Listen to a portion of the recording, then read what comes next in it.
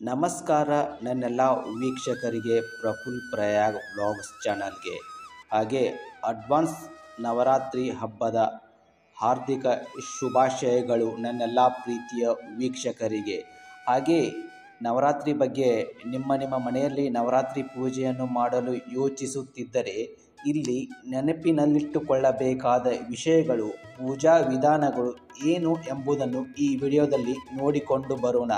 ಹಾಗೆ ಸಬ್ಸ್ಕ್ರೈಬ್ ಮಾಡಿ, bell icon click ಮಾಡಿ, ಒಂದು ಲೈಕ್ ಕೊಟ್ಟು ಕಾಮೆಂಟ್ ಮಾಡಿ ಪ್ಲೀಸ್. ಮೊದಲಿಗೆ ಘಟಸ್ಥಾಪನೆ. ನವರಾತ್ರಿಯ ಮೊದಲ ದಿನ ಘಟಸ್ಥಾಪನೆ ಮಾಡಲಾಗುತ್ತದೆ. ಇದು ದುರ್ಗಾದೇವಿಯ ವಿಗ್ರಹ ಅಥವಾ ಗಂಗಾ ಜಲದಿಂದ ತುಂಬಿದ ಕಲಶವನ್ನು ಸ್ಥಾಪಿಸುವುದು. ನಿಮ್ಮ ಜೀವನಕ್ಕೆ ಅದೃಷ್ಟ ಮತ್ತು ಸಕಾರಾತ್ಮಕತೆಯನ್ನು ತರಲು ಶುಭ ಮುಹೂರ್ತದಲ್ಲಿ ಇದನ್ನು ಮಾಡಬೇಕು.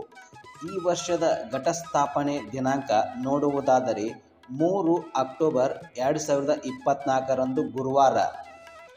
ಮುಹೂರ್ತ 6 ಗಂಟೆ 23 ನಿಮಿಷದಿಂದ ಪ್ರಾರಂಭವಾಗಿ 10 ಗಂಟೆ 18 ನಿಮಿಷಗಳವರೆಗೆ. ಅಭಿಜಿತ್ ಮುಹೂರ್ತ ಸಮಯ ನೋಡುವುದಾದರೆ 11:52 ನಿಮಿಷದಿಂದ 12:39 ನಿಮಿಷಗಳವರೆಗೆ.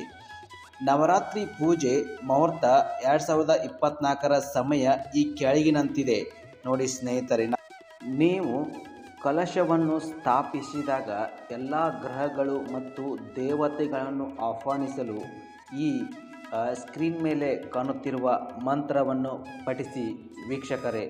ಹಾಗೆ ಕಲಶದ ಮೇಲೆ ತೆಂಗಿನಕಾಯಿ ಇಡುವ ಮಂತ್ರವನ್ನು ನೋಡುವುದಾದರೆ ಮೊದಲಿಗೆ ತೆಂಗಿನಕಾಯಿಯನ್ನು ಕೆಂಪು ಬಣ್ಣದ ಬಟ್ಟೆಯಲ್ಲಿ ಸುತ್ತಿ ಕಲಶದ ಮೇಲೆ ಇಡುವಾಗ ಇಲ್ಲಿ ಸ್ಕ್ರೀನ್ ಮೇಲೆ ಕಾಣುತ್ತಿರುವ ಮಂತ್ರವನ್ನು ಪಠಿಸಿ ವೀಕ್ಷಕರೇ. ನವರಾತ್ರಿ ಹಬ್ಬ ಪ್ರಾರಂಭವಾಗುವ ಒಂದು ದಿನ ಮುಂಚಿತವಾಗಿ ಮನೆಯಲ್ಲಿ ನವರಾತ್ರಿ ಪೂಜೆ ನಡೆಸಲು ಬೇಕಾದ ಎಲ್ಲ ಪದಾರ್ಥಗಳನ್ನು ಮನೆಗೆ ತನ್ನಿ. ದುರ್ಗೆಯ ಚಿತ್ರ, ದುರ್ಗಾ ಸಪ್ತಶ್ರುತಿ ಪುಸ್ತಕ, ಮಾವಿನ ಎಲೆಗಳು, ಕೆಂಪು ಬಟ್ಟೆ, ಗಂಗಾಜಲ, ಕಲಶ, ಶ್ರೀಗಂಧದ ಮರದ ತುಂಡು, ತೆಂಗಿನಕಾಯಿ, ಮಣ್ಣಿನ ಮಡಿಕೆ, ತುಪ್ಪ ಅಥವಾ ಎಳ್ಳೆಣ್ಣೆ ಹಾಗೂ ಬಾರ್ಲಿ ಬೀಜಗಳು. ಈ 9 ದಿನಗಳಲ್ಲಿ ದುರ್ಗಾದೇವಿಯನ್ನು ಪ್ರಾರ್ಥಿಸುವ ಮೂಲಕ ಮತ್ತು ಮೇಲೆ ತಿಳಿಸಿದ ಆಚರಣೆಗಳನ್ನು ಅನುಸರಿಸುವ ಮೂಲಕ ನಿಮ್ಮ ಕನಸುಗಳು ಮತ್ತು ಆಸೆಗಳನ್ನು ವ್ಯಕ್ತಪಡಿಸಬಹುದು.